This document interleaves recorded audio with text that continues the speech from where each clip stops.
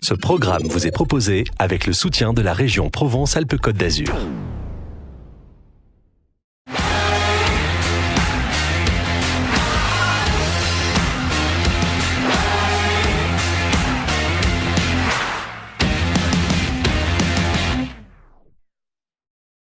Voilà, nous sommes avec Pierre-Laurent Vaglio qui représente Opcalia. Avec vous, on va parler du monde de la formation et puis d'un gros sujet qui est celui de l'alternance, puisqu'on dit qu'on veut toujours promouvoir l'alternance. On ne sait pas très bien si on va y arriver un jour, parce que à force de dire que la France est en retard là-dessus, on a l'impression que c'est devenu presque une fatalité. Un mot peut-être sur l'Opcalia, qu'est-ce que vous représentez, qu'est-ce que vous réalisez? Oui, alors Opcalia, c'est un organisme qui collecte et finance les fonds de la formation professionnelle.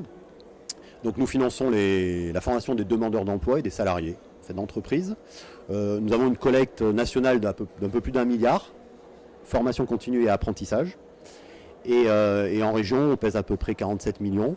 Donc c'est l'argent qu'on redistribue bien sûr aux entreprises pour la formation donc, de leurs salariés, et aussi avec de nombreux partenariats justement pour l'insertion donc, des jeunes ou des personnes en recherche d'emploi. Tout secteur d'activité? Alors, la plupart des secteurs d'activité, on a un OPCA interpro, comme on dit, mais aussi interbranche. Donc on a une trentaine de branches au sein d'Opcalia, comme par exemple la sécurité, qui est assez présente dans notre région, où là on va plutôt donc, répondre à des enjeux RH concernant donc, par exemple les agents de la sécurité. Voilà. Alors on parlera sûrement avec vous dans quelques mois des réformes de formation qui sont prévues, puisque paraît-il c'est un des grands chantiers du président de la République. Juste une petite question sur ce sujet-là. Le débat actuellement qui consiste à dire on en fait plus pour les gens qui sont en poste que pour les gens qui sont au chômage, vous en pensez quoi? Alors c'est un peu un vieux débat là aussi, ça a changé. Donc c'est vrai que pendant peut-être plusieurs années, la formation était plutôt destinée aux cadres et aux gens qui étaient déjà un peu qualifiés en entreprise, on va dire. Mais c'est plus vrai depuis maintenant un certain nombre d'années, puisque les financements vont prioritairement au public, justement ce qu'on appelle le public prioritaire, c'est-à-dire les moins qualifiés, les jeunes, les femmes, les travailleurs handicapés. Donc je peux vous dire qu'un OPCADER comme Opcalia, la majorité de ces fonds les consacrent donc à ce type de public. Et donc ce n'est pas uniquement maintenant destiné, ça c'est un peu un cliché, destiné aux plus qualifiés. Non, maintenant la formation elle concerne tout le monde. Et donc la réforme, on verra ce qu'elle va nous réserver en termes de changement. Nous, notre actualité, c'est plus aujourd'hui la promotion en cette rentrée justement des classes, la promotion de l'alternance, donc l'insertion des jeunes mais des moins jeunes, parce que l'alternance finalement c'est tout public. Ouais. Voilà, il n'y a plus d'âge. Ça concerne donc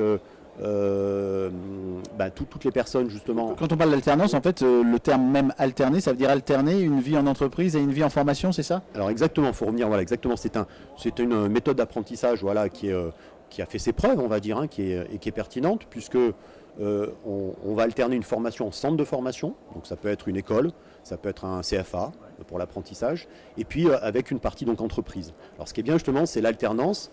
La personne va alterner justement des phrases théoriques, d'apprentissage théorique, mais aussi pratique en entreprise. Et justement, ce qu'elle va apprendre à l'école, elle va pouvoir l'appliquer en entreprise ou l'adapter, parce que ce n'est pas toujours le cas. Et cette expérience entreprise va lui permettre, c'est pour ça qu'on dit que ce sont une voie qui mène à l'insertion, à l'emploi. Justement, cet apprentissage en entreprise va lui permettre justement de mettre un pied dans l'entreprise et donc d'acquérir des compétences tout en étant formé, et pourquoi pas de rester dans l'entreprise ou d'évoluer après mieux qualifié sur le marché du travail. Et ce système, il fonctionne à une période où on dit qu'il faut aller vite, remettre vite les gens au travail, faire en sorte aussi qu'ils soient fidélisés, parce que quelque part on change vite de boulot aussi en ce moment. On est quand même sur des cycles aujourd'hui qui sont adaptés à la vie des entreprises. Oui, tout à fait. Alors vous pouvez faire une formation en alternance sur des périodes longues. Par exemple, vous cherchez un diplôme, donc là, on va dire vous poursuivez ou vous terminez des études. Mais maintenant, l'alternance, c'est beaucoup aussi des formations qualifiantes, certifiantes, à partir de 6 mois, 1 an.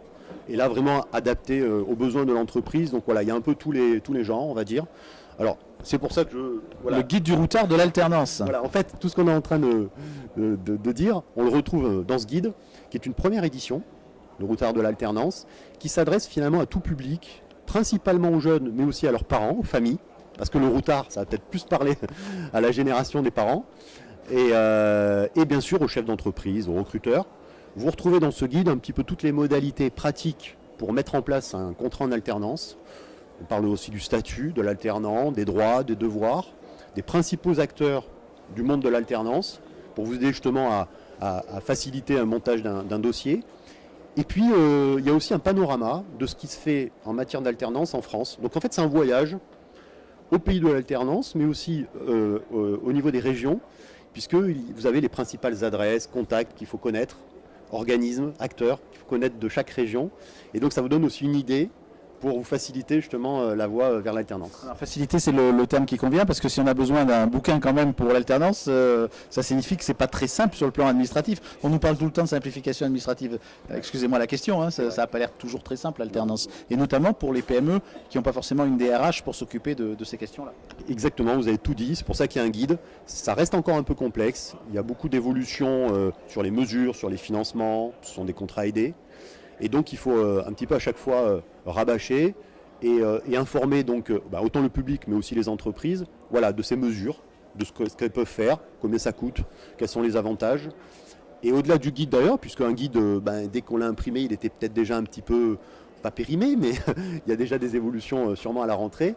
Vous avez la possibilité à travers aussi le guide de télécharger une appli smartphone qui justement mettra à jour toutes les données pratiques sur l'alternance. Voilà, donc c'est pas un guide qui s'arrête, c'est après une continuité aussi à travers les outils web. Un mot pour terminer, quand on est passé par l'alternance, on a plus de chances de rester dans l'entreprise ou de développer un parcours professionnel? Alors merci de me poser la question, parce que c'est exactement ça. On dit que c'est un levier d'excellence pour justement vers l'emploi, l'alternance. En moyenne, 70% des alternants trouvent un emploi, donc soit en CDD, en CDI.